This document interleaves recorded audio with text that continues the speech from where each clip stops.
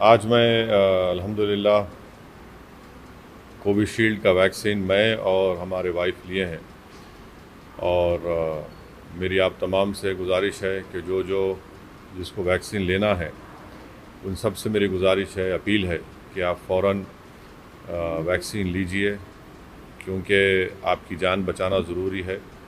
और साथ ही साथ हम देख रहे हैं कि बड़ी अफ़सोस की बात है कि हमारे मुल्क में मुख्तलिफ़ रियासतों में, बड़े बड़े शहरों में दोबारा कोरोना के केसेस में इजाफ़ा हो रहा है।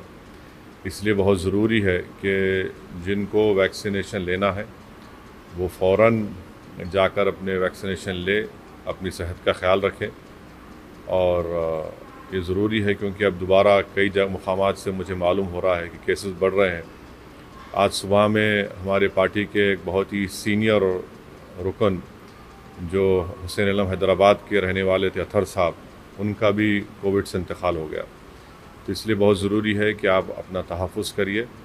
ये वैक्सीनेशन अवेलेबल है, किसी भी किस्म की अफ़वाहों पर ध्यान मत दीजिए या कोई इस तरह की बात करा बिल्कुल गलत है। अल्लाह की तरफ से एक वैक्सीनेशन आई है और हमको भी ये बताया गया है कि अपनी जान की हिफाजत करें।